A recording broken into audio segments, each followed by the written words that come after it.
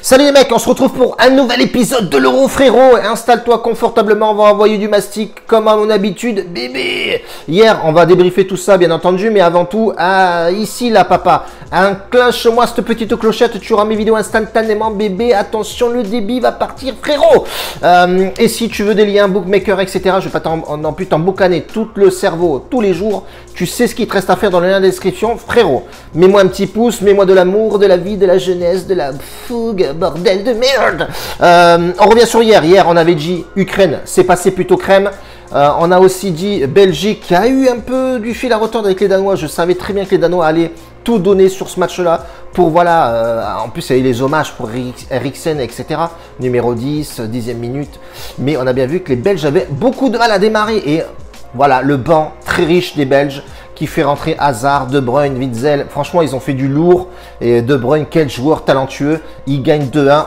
Et on fait passer une cote à 1,90. Et le troisième match était les Pays-Bas avec 3 buts dans le match. Dommage, ça a quaqué.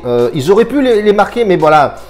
À la fin du match, les mecs étaient vraiment... ils faisaient très lourd, hein, une trentaine de degrés. Donc c'est compliqué à jouer. Mais voilà, ils font 2-0. On fait un 2 sur 3. C'est plutôt sympathique. On est dans la moyenne. On reste en bénéfice sur la chaîne. Et ça, c'est plutôt pas mal, bébé. Aujourd'hui, pareil, 3 matchs. Les gars, en vue, aujourd'hui, il y a la Suède-Slovaquie. Match très intéressant pour les Suédois et pour la Slovaquie qui est premier de ce groupe. Et il donne du fil à retordre à pas mal d'équipes. Hein. On a bien vu l'Espagne qui a du mal à jouer. La Pologne aussi, même si tu as le meilleur buteur de Bundesliga. On voit effectivement qu'il y a du fil à retordre du côté de ces petites équipes. Attention à ne pas négliger. La Slovaquie joue très bien avec un Hamšík à la manœuvre. On le reconnaît avec sa coupe Iroquois, bébé. Mais attention, la Suède, c'est du 100% à domicile. C'est très costaud, ça joue propre au ballon. C'est rugueux, c'est athlétique, c'est tout ce que tu veux. Mais ça va être un match très intéressant. Là, on a vraiment la Suède à domicile, c'est du 100% à chaque fois. Hein. Attention, cette équipe vraiment très costaud. Honnêtement, si je serais parié sur ce match-là, je serais parti sur les deux équipes marques. Parce que voilà, la Slovaquie, c'est vraiment une équipe très intéressante avec du joueur de talent.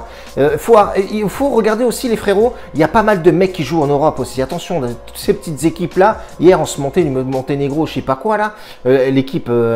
où tout le monde a négligé, mais attention, il y a pas mal de petits mecs qui jouent dans les clubs européens. Donc, c'est des équipes, attention, avec de l'expérience et surtout des mecs qui jouent en dehors de leur pays. Donc, attention. Donc, Suède, Slovaquie, on fait les deux équipes marques sur ce match. Je pense que ça a des chances de passer fortement. Deuxième match, ça va être la Croatie contre la République tchèque. Pareil, la Croatie sont très mal barrés. République tchèque à 3 points avec l'Angleterre.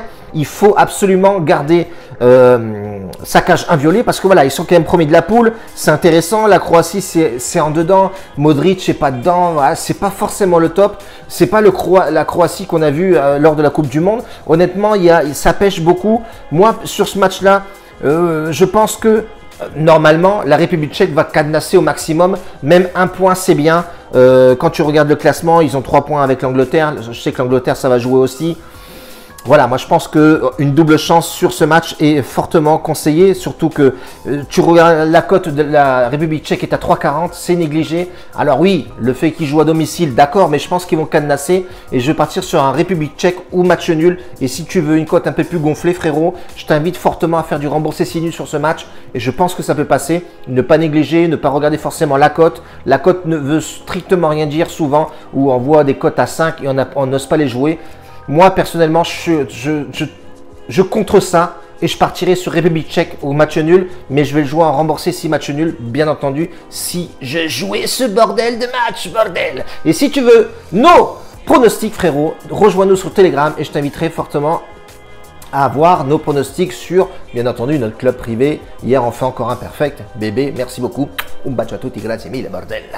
Dernier match, l'Angleterre contre l'Écosse. Même l'Angleterre en sec, cote à 1,28, inintéressant. Quand tu regardes effectivement les dernières confrontations, on voit que l'Angleterre est dessus, même si le dernier match en 2017, ils ont fait match nul. Mais voilà, c'est une équipe qui est très costaud. L'Angleterre a un effectif de malade. L'Écosse est vraiment chaotique, pourri, à chier, bordel. Ils sont 4e de la poule. Je pense que eux, c'est terminé. Terminado. En plus, ça joue en Angleterre, frérot. Attention, ça va jouer au stadium, papa. Ça va envoyer de la bricasse. Sur ce match, cote pas intéressante, 1,28. Que fait-on? Moi, personnellement, si j'aurais dû jouer sur ce match-là, bien entendu, et si j'aurais dû parier sur ce match, premier match, on a vu que c'était Sterling qui avait claqué son petit but. Et je pense que ce match-là, je vais tenter une dinguerie, même si c'est même pas une dinguerie, c'est que Kane marque son but et son équipe gagne. La cote devrait être plutôt pas mal, un peu plus que 1,50, je le pense. En tout cas, on reste comme ça pour aujourd'hui les frérots. On se rejoint pour un autre épisode demain. Demain, ça va jouer fort. Il y a l'équipe de France qui se déplace en Hongrie.